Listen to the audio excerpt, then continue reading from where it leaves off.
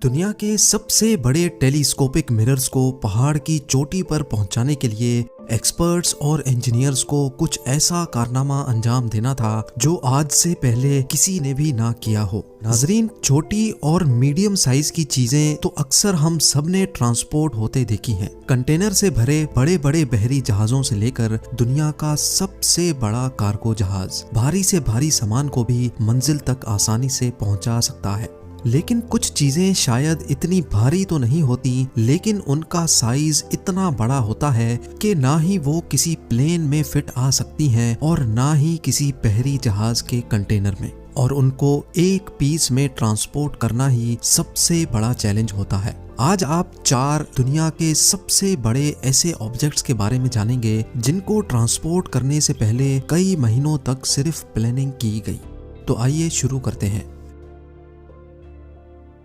Chicago की एक lab को एक्सपेरिमेंट और रिसर्च के लिए दुनिया का सबसे बड़ा और सबसे पावरफुल मैग्नेट चाहिए था। इस मैग्नेट की चौड़ाई 50 फीट और उसका वजन 17,000 केजी बताया जाता है। ये मैग्नेट एक और लैब ने बना तो लिया था, लेकिन हैरत की बात ये थी कि इस मैग्नेट को बनाने में शायद इतनी मेहनत नहीं लगी होगी जितनी मेहनत इसको ट्रांसपोर्ट करने में लगने वाली थी। चैलेंज ये था कि दुनिया के सबसे बड़े मैग्नेट को न्यूयॉर्क स्टेट के लॉन्ग आइलैंड से शिकागो के करीब एक लैब तक पहुंचाना था, जहां तक का टोटल डिस्टेंस 1350 किलोमीटर बनता है। नॉर्मली गाड़ी में तो ये डिस्टेंस 14 घंटों में तय किया जाता है, लेकिन अगर बात की जाए इस 50 फीट चौड़े मैग्नेट की तो मामला इतना आसान नहीं था, क्योंकि इस रास्ते में ना सिर्फ हैवी ट्रैफिक चलती है, बल्कि इस रूट पर 2 ब्रिजेस ऐसे भी आते हैं जिनकी चौड़ाई सिर्फ 15 फीट है, और जाहिर है किसी भी सूरत में 50 फीट चौड़े मैग्नेट का ये ब्रिज पार करना पॉसिबल नहीं था।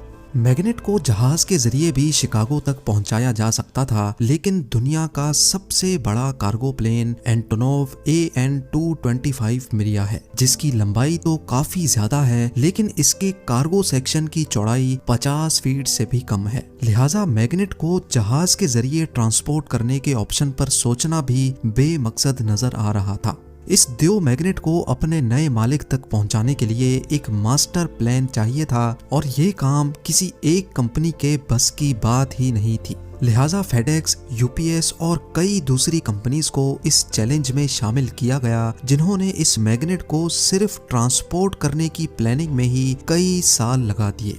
इस मैग्नेट की बिल्ड इतनी ज्यादा सेंसिटिव थी कि थोड़ा सा भी झटका इसको तोड़ सकता था, और यही वजह थी कि सबसे पहले इसका स्टील फ्रेम बनाया गया ताकि ट्रांसपोर्ट के दौरान मैग्नेट को हिलाने करने में इस स्टील फ्रेम पर प्रेशर डाला जाए। इस मिशन में शामिल ट्रांसपोर्ट कंपनीज और तमाम लॉ एजेंसीज की प्लानिंग कंप्लीट होने के बाद 22 जून 2013 को इस मिशन का आगाज कर दिया गया। स्टील फ्रेम समेत इस 62 टन वजनी मैग्नेट को सबसे पहले लॉन्ग आइलैंड में वाक़े एक लैब से उठाकर एक ट्राले में लोड किया गया, जो खास सिर्फ इस काम के लिए मंगाया गया था। यहाँ से इंतहाई आहिस्ता आहिस्ता इसको करीबी समंदर तक पहुँचाया गया, जहाँ एक हैवी ड्यूटी क्रेन की मदद से इसको एक फ्लैट कार्गो शिप पर रख दिया गया, और फिर यहाँ से मैग्नेट पूरा 1 महीना समंदरी सफर तय करने के बाद फ्लोरिडा और मेक्सिको से होता हुआ मोबिल एलबामा तक पहुंचा, जहाँ से मोबिल रिवर और फिर मिसिसिपी रिवर से होता हुआ सीधा शिकागो के लेमोंट पोर्ट तक जा पहुंचा। लेकिन मुश्किल घड़ी अभी खत्म नहीं हुई थी। यहाँ से एक बार फिर जायंट क्रेन ने मैग्नेट को उठाकर बड़े ट्राले में रखा, और फिर स्टार्ट हुआ उस लैब तक का सफर जिन्होंने इस मैग्नेट को खरीदा था। फेर्मी लैब जो इसके नए मालिक थे, इनकी लैब तक का फासला यहाँ से तकरीबन 50 किलोमीटर था, जो नॉर्मली सिर्फ 40 मिनट में तय कर लिया जाता है। लेकिन हैरत अंगेज तौर पे इस मैग्नेट के कॉन्वॉय को इस हाईवे से गुजरने के लिए जगह जगह से ट्रैफिक भी रोकनी पड़ी, और केचवे की स्पीड से रेंगता हुआ ये कॉन्वॉय 2-4 घंटों में नहीं बल्कि पूरे 3 दिनों के बाद फेर्मी लैब तक पहुंचा। इस पूरे ऑपरेशन में टोटल 35 दिन लगे, जिसमें इस मैग्नेट रिंग ने टोटल 5000 किलोमीटर से भी ज्यादा फासला तय किया। हैरानकुन बात यह है कि इस मैग्नेट का लॉन्ग आइलैंड से फेर्मी लैब तक का सफर ही मालिकान के $3 मिलियन यानी तकरीबन 22.5 करोड़ रुपए खा गया। मैग्नेट के बाद अब आपको बताते हैं दुनिया के सबसे बड़े टेलीस्कोपिक मिरर्स की ट्रांसपोर्ट की कहानी। यूनिवर्सिटी ऑफ एरिजोना में तैयार किए जाने वाले दुनिया के सबसे बड़े टेलीस्कोपिक मिरर्स को मोंटी क्रिस्टो की पहाड़ियों के टॉप पर लेकर जाना इतना आसान भी नहीं था। एक मिरर का वजन 16 टन, जबकि ऐसे 2 मिरर्स को 200 किलोमीटर दूर लेके जाना था। बारीकी से बने हुए ये मिरर्स, जिनका हल्के फुल्के झटकों में ही टूट कर बिखर जाने का खतरा था, उसको ट्रांसपोर्ट करने के लिए एस्ट्रोनॉमर्स, इंजीनियर्स, पुलिस ऑफिसर्स और हैवी ट्रांसपोर्ट एक्सपर्ट्स की एक टीम बनाई गई, जिन्होंने पूरे 5 महीने इस ऑपरेशन की प्लानिंग में ही गुजार दिए। 16 टन के मिरर को 33 टन वजनी एक केस में बंद किया गया और बड़ी एहतियात से इनको 48 व्हीलर पे रख कर रवाना किया गया। 10 किलोमीटर पर आवर की स्पीड से चलने वाला ये कॉन्वॉय जहां से भी गुजरता था, वहां पहले पुलिस की मदद से ट्रैफिक रोक दी जाती थी। इस रास्ते का सबसे मुश्किल तरीन पार्ट था 50 किलोमीटर का वो पहाड़ी रास्ता जहां मिरर्स को हर सूरत में सीधा रखना था।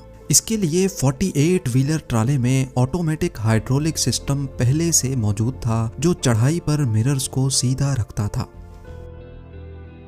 20 साल स्पेस में 11.5 करोड़ किलोमीटर फ्लाई करने के बाद इस अमेरिकन शटल का आखिरी सफर लॉस एंजलिस में वाक़े एक म्यूजियम तक था। नासा के स्पेस शटल प्रोग्राम से रिटायर होने के बाद इस शटल को LA इंटरनेशनल एयरपोर्ट तक एक बोइंग 747 की पीठ पर लाद कर लाया गया, जो खास इसी मकसद के लिए अरेंज किया गया था। एयरपोर्ट से म्यूजियम तक का सफर पहले से काफी ज्यादा प्लान किया जा चुका था। 400 दरख्त काटकर और दर्जनों पावर लाइंस को बंद करके 78 टन वजनी इस शटल को लॉस एंजलिस के रोड से गुजारा गया।